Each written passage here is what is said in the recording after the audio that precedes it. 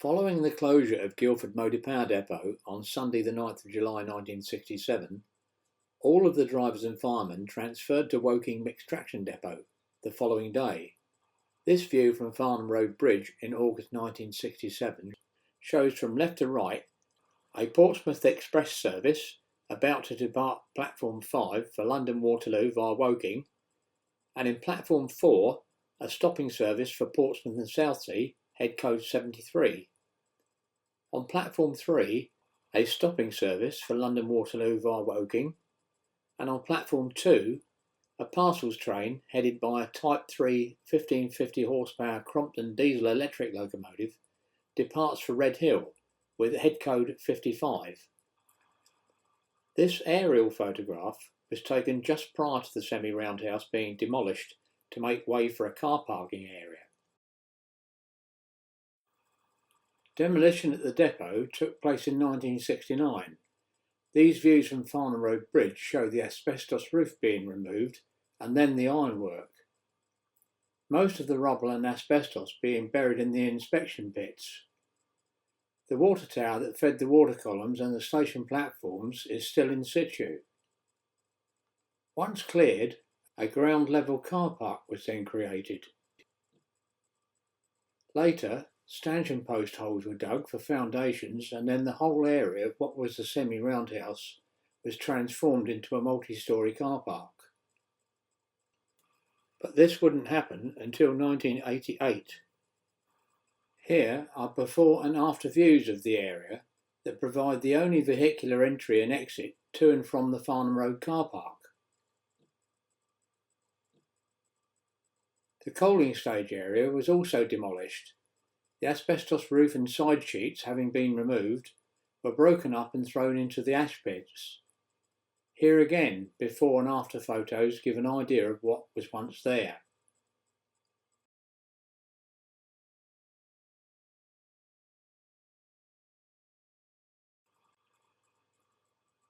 Guildford Station was in desperate need of modernisation, but it would take several more years before work began on updating the premises in the late 1980s. These photographs were taken in 1967 and show just how dilapidated things were. A ticket inspector stands guard on number 2 platform barrier as the tobacconist shop proprietor assesses the stock. The station is completely run down, and it will be still some time before the station is completely modernised. As can be seen by the posters, estate agents were plentiful even in those days. The mobile canteen was used by Guildford Railway staff, but here it is standing empty and awaiting demolition. It was positioned on the dock adjacent to number 2 platform, where railwaymen enjoyed many mugs of tea and oatmeal cakes there. A view from number 2 platform, down Cobham, towards number 3 platform, the up Cobham, and number 4 platform, down Portsmouth line. An interesting hoarding advertises Learn to Fly at Chobham. A lot quicker to get to one's destination, but slightly more expensive than a second-class day return. This view shows a fine array of cars parked outside the station, and not a foreign make amongst them. This shows the staff exit at the end of number 1 platform, the down bay. There would often be a stream of passengers using this gate to exit the station, some of whom I'm sure without a valid ticket of travel. This was also the scene of an accident where in September 1953 an electric train accidentally overran the sand drag and crashed through the station master's office, injuring 2 passengers and 5 station staff members, one of whom later died of his injuries. This accident, and other accidents around the Surrey area, will be covered in more detail in a feature called Accidents and Incidents at a later date. The mode of transport for many drivers and guards at that time was a motorcycle or moped, and as there was no shelter, many would be parked at the country end of number 2 platform outside the gentleman's toilet and adjacent to the guards and driver's room. One notable steed on its stand is a Triumph Thruxton Bonneville, belonging to driver Charlie Hampshire, which he kindly let me borrow on occasions when my Triumph Tiger 100 was out of action. A 3-car Demu, a tadpole, is berthed in the dock for reasons unknown. This view shows a prefabricated concrete electric multiple unit driver's mess room. The entrance to the guards room was also situated next to the dock at the country end of number 2 platform. Here are some more examples of classic cars outside the station adjacent to the parcels office. A view of the road heading to the Downs goods yard shed shows yet more classic cars parked neatly on the edges adjacent to Walnut Tree Close. BR Standard Class 9F number 92203 was purchased by well-known wildlife artist David Shepherd for £3,000 and in April 1968 ran under its own steam from Crewe to Liss in Hampshire, passing through Guildford to the Longmoor Military Railway at Longmoor Camp. BR Standard Class number 75029, another steam locomotive purchased by David Shepherd, followed the Class 9F path about half an hour later. The Portsmouth Express stock was still being used extensively on the Waterloo to Portsmouth services, as this view from Yorkeys Bridge in July 1970 clarifies. The exterior colours of the units being gradually changed from green to blue. Another Portsmouth Express unit can be seen in non-electrified sidings in the background. The 2 Bill and 2 Howe units were also being used on the stopping services from Guildford to Ascot, the first shot being taken in wintry conditions earlier that year. Viewing in the opposite direction, a 2 Bill unit departs Guildford with an Ascot service. Again looking north, but in nicer weather this time, a 2 Howe unit approaches Yorkeys Bridge with an Ascot Guildford service. Notice the Surrey University complex to the left is just beginning to take shape. On the same day, an engineer's train from Woking Yard arrives at Guildford, headed by 1600 600 horsepower electro-diesel locomotive type JA, number E6001. The train consisting of mess vans, track relayer, loaded bogies of new track and a ballast cleaner. The Friary Brewery, which was once a major industry in Guildford, ceased brewing in 1969 and was demolished between 1973 and 1974. These photos show the Friary Tower being demolished. The site made way for the Friary Shopping Centre, bus station and associated buildings between Onslow Street and Commercial Road. This unusual view of Guildford, taken in 1974, shows wagons in the Down goods yard being shunted by 1600 600 horsepower electro-diesel locomotive type JA, number E6005.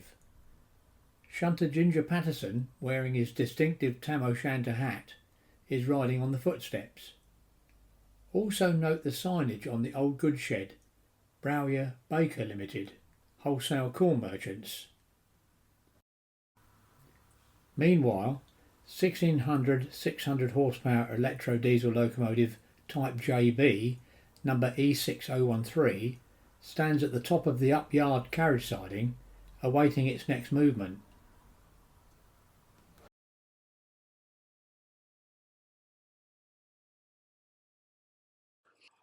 This panoramic view of Guildford Station in 1974 would have been seen from the footpath that leads up from Farnham Road to Woodland Avenue. The car park in the foreground was once the bustling motive power depot.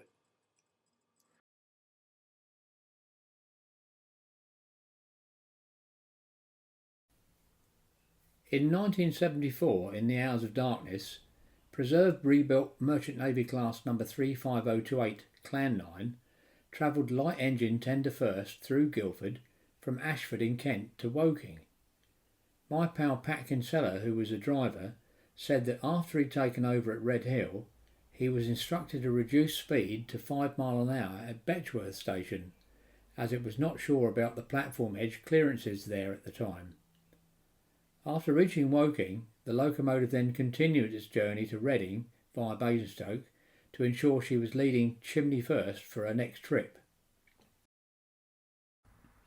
On the evening of the 19th of August 1976, whilst the 1754 electric passenger train from Waterloo to Portsmouth Harbour was crossing from the down main line to number 2 platform line at Guildford Station, the driver of an empty coaching stock train in number 4 platform, under the impression that a buzzer signal to set back from the guard to start the train was heard, propelled the train in the London direction past the signal at danger and collided side-on with the rear of the passenger train.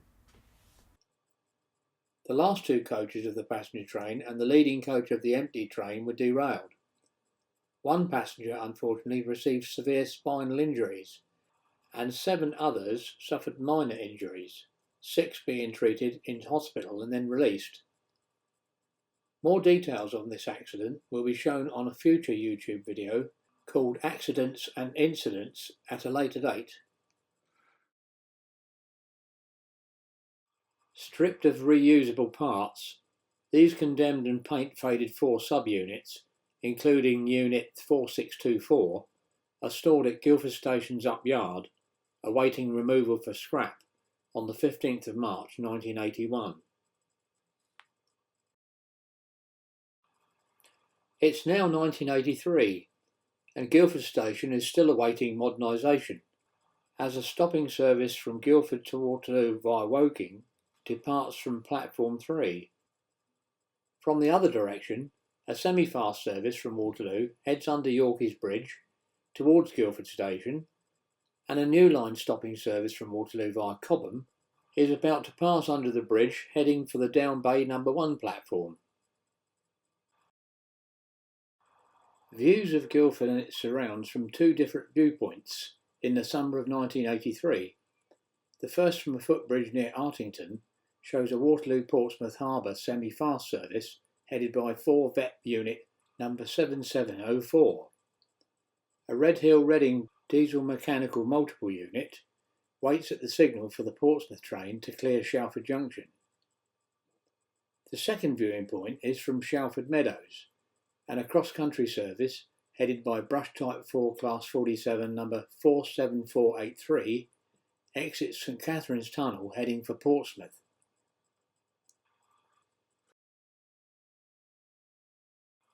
It's now February 1985, and 4 BEP Unit 2306, leading 2 4 SEP units, forms a London Waterloo Portsmouth Harbour semi-fast service.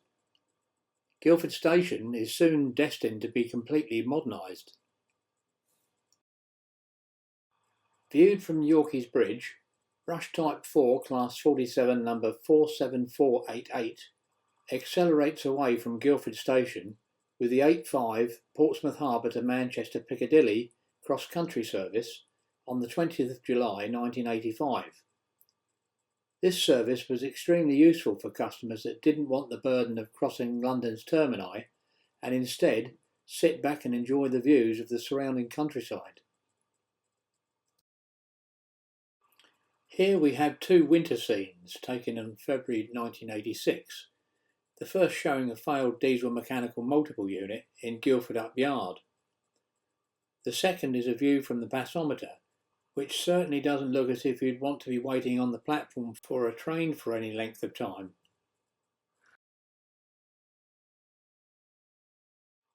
Class 33 number 33018 waits for the right-of-way with the 0610 Reading to Red Hill parcels on the 30th of May 1987. The station was well overdue for a makeover, which would soon take place extensively over the next 2 to 3 years. Guildford Station's main building, just before it was demolished, circa 1987-88. A taped-off row of railway sleepers has been placed in front of the building, but doesn't seem to deter the person walking by. Even the photo booth still seems to be in use. When I first started work at Guildford in 1961, there were a number of small shops in Guildford Station Approach. They were a cafe snack bar called the Royal Arms, a philatelist selling coins and stamps called G.H. Bain, the proprietor being Gordon Jock Bain, a tobacconist called L.W. Hart, and Malcolm's Ladies' Hairdressers. In this photograph, another shop has turned into a shoe repairer's, and the notice in the window, posted by Henry Jones Construction, is apologising for any inconvenience. The dry cleaner's shop next door was called Trend. Visible on the left is a poster for the Odeon Cinema. There were 4 cinemas in Guildford during the 1960s: the Plaza in Onslow Street, the Cinema, later to become the Astor and Studio 1 and 2 in Woodbridge Road, the Playhouse in Tunsgate, and the Odeon at the top of Upper High Street. The Odeon Cinema hoarding is advertising 3 films: Screen 1, Wish You Were Here, starring Emily Lloyd and Tom Bell. Screen 2 is showing Robocop, an American science fiction action film, but the film title in Screen 3 is obscured. In the background, a JCB can be seen in progress on site. This ornate oriel window frame has a decorated corbelling in a pleasing flowers in a vase scroll design. Apparently, bay windows are only so called when they extend from the ground and not on upper stories. This beautifully cast iron stanchion was one of many pillars that were used to support the roof areas over the platforms when the station was rebuilt in 1880. The hollow centre also acted as a drain pipe for any rainwater that collected on the roof. W.H. Smith's bookstall is still standing on platform 2, but not for much longer, as the station buildings are demolished to make way for a new station. The Lion's Head drinking fountain, dated 1887, was originally situated outside the station's main building. Luckily, it survived the wrecking crew and is now placed inside the booking hall alongside a memorial plaque commemorating members of railway staff that perished during World War I and World War II.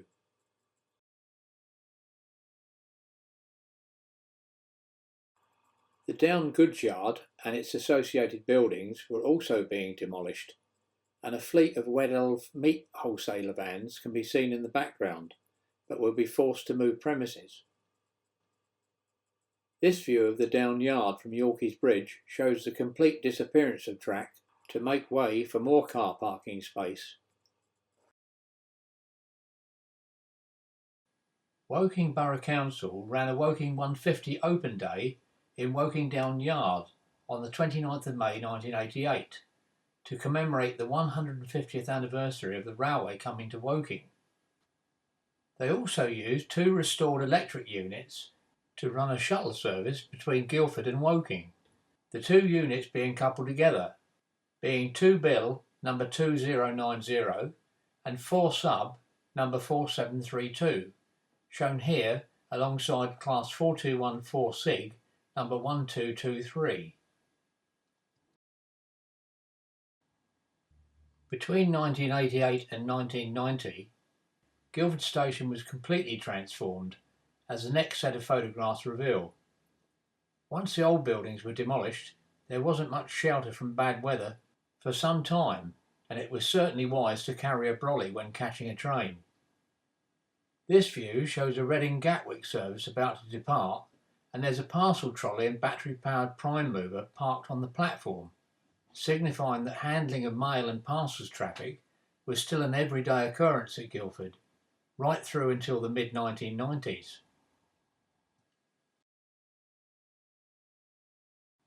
Class 47 number 47455 pauses at Guildford working the 1430 Tunbridge to Preston Mail, as 4 Vet number 3070 has just arrived from Aldershot on the 28th of July 1989.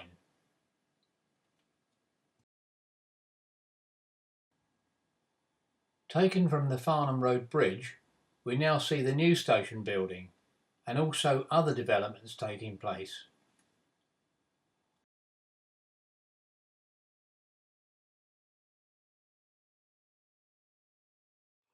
It was my dad's 71st birthday in July 1989, and for a family birthday treat, I accompanied him on a hot air balloon flight in the evening on the 14th of July, which took us over Guildford. I took several photographs as we passed over Guildford Station, which clearly show that the passometer walkway roof across the station wasn't quite finished. The Farnham Road multi-storey car park that was once the Motive Power Depot wasn't quite finished either. On closer inspection, you can see scaffolding still erected, roofing tiles not complete, and the building firm's mess facilities and various pieces of machinery are still in situ, adjacent to the Farnham Road Bridge.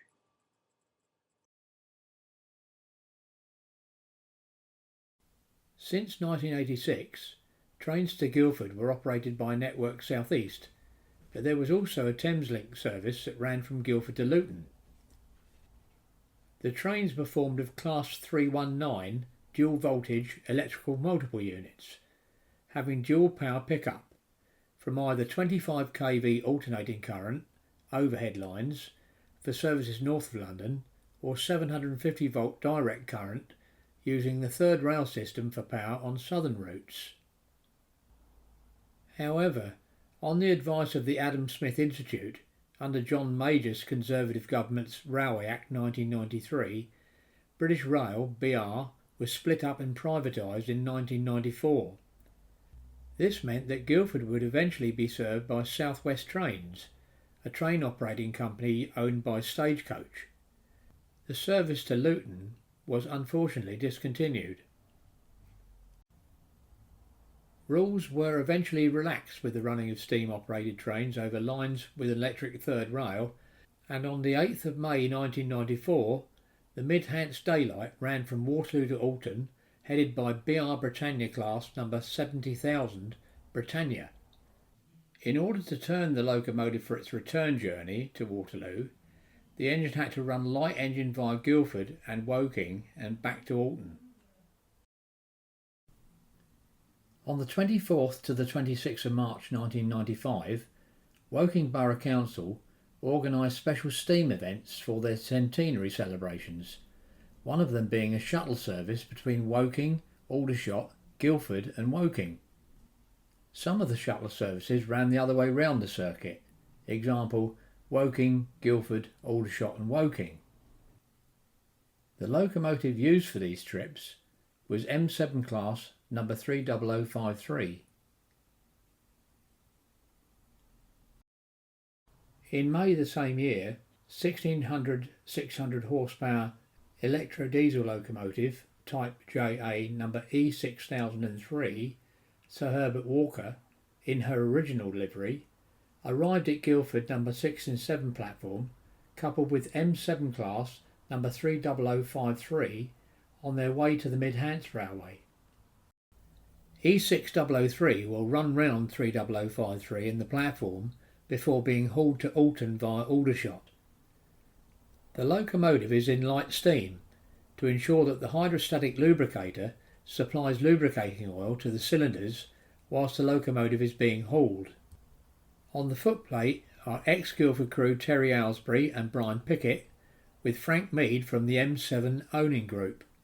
Standing on the platform is the current Mid-Hants Railway Operations Manager, Richard Bentley.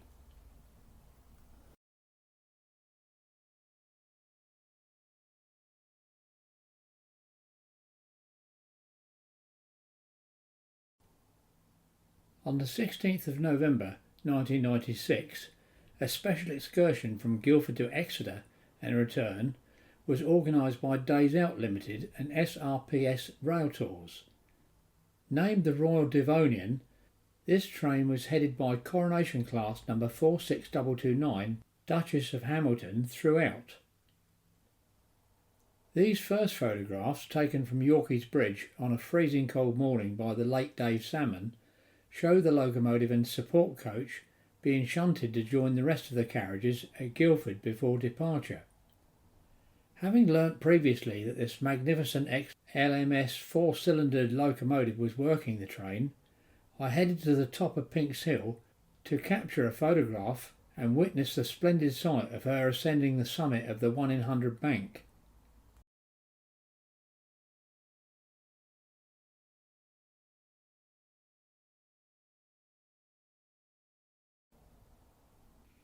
In 1997, Guildford Station witnessed the VSO special running from Victoria to Victoria via Red Hill several times, headed by rebuilt Merchant Navy class number 35028 Clan Line.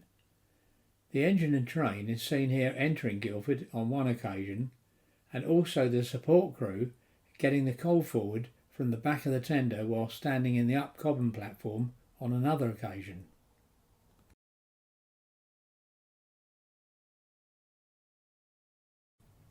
Also on the 6th of April 1997, S15 class E828, named Harry Frith, made an appearance at Guildford working a leg of the LSWR rail tours, the Wiltshire Wanderer. She worked the trip from Clapham Junction via East Croydon and Red Hill to Guildford, where she stopped briefly before continuing the onward journey's destination at Eastleigh via Reading. There were a number of steam-hauled trains to be seen at Guildford Station in 1998. The Surrey Hills Luncheon Special, Victoria to Victoria Circular via Guildford, utilising the VSO Pullman carriages, this time hauled by rebuilt West Country class number 34027 Tor Valley. Two other excursions run by Daylight Limited Rail Tours, which started at Alton, heading for Salisbury and return, were to be seen in February and March, headed by BR Standard Class 5MT number 73096. The inaugural run on the 15th of February, running via Guildford and Reading, and the second on the 15th of March, running via Guildford, Haslemere, Havant, Fareham and Southampton, the return being the same as its outward route.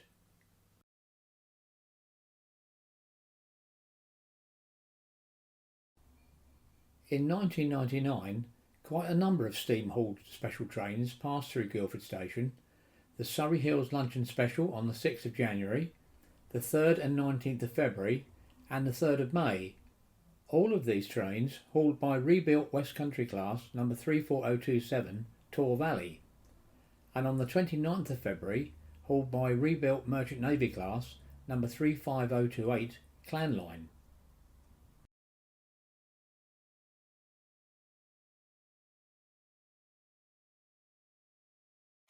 Also, on the 30th of January 1999, U-Class number 31625 is seen here approaching Guildford with the Capital Explorer, a special charter from Alton to London Bridge via Guildford and Red Hill.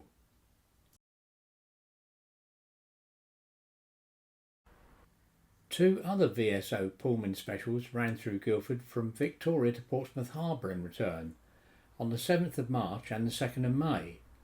Again hauled by rebuilt West Country class number 34027 Tor Valley.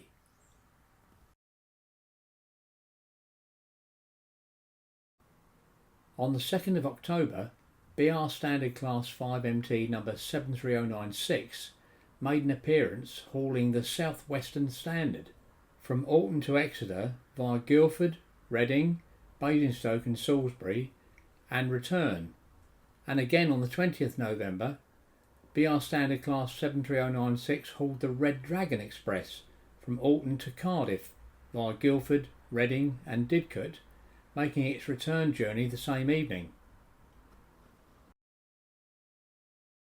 To bring the year 1999 to a close, rebuilt West Country class number 34027 Tor Valley hauled the Surrey Hills Christmas Luncheon Special from Victoria to Victoria, passing through Guildford Station on the 3rd and the 23rd of December. A different location to Guildford, but couldn't resist adding this iconic photograph of rebuilt West Country class number 34027 Tor Valley as she departs Nottingham Midland with a similar train on 31st of March 1990.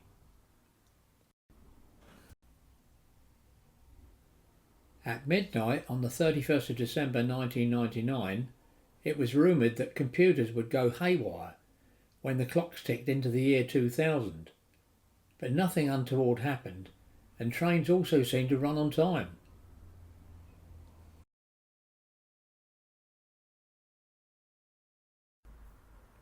On the 12th of February 2000, the Bournemouth Bell was scheduled to pass through Guildford, the unusual route running from Victoria to Bournemouth via Red Hill, Guildford, Reading and Basingstoke. The train being hauled by rebuilt Merchant Navy class number 35005 Canadian Pacific. To memory, I think the Bournemouth Bell hadn't been seen passing through Guildford since 1966, when this prestigious train was diverted via Guildford and Havant at weekends, the main line being blocked because of the Bournemouth electrification scheme.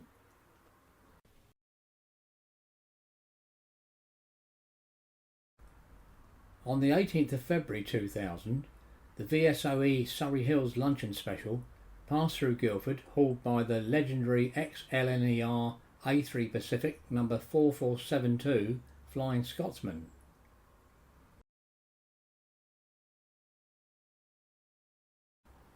On the 16th of April 2000, number 4472 Flying Scotsman visited Guildford again on its return journey to Waterloo, following a trip to Southampton Eastern Docks for the Tall Ships event. This event produced the largest ever international fleet of sail training ships to gather at Southampton before circumnavigating the Atlantic and taking part in a series of individual races.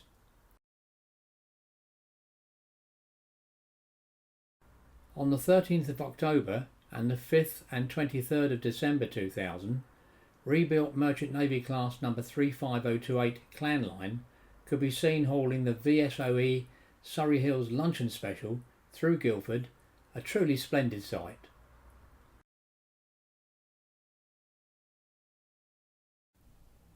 This concludes the second part of my story and brings us down to earth with three different types of electric trains of that time, berthed in Guildford Upyard carriage siding. Class 4214 SIG unit number 1184, Class 458 number 8007 and Class 455 number 5903.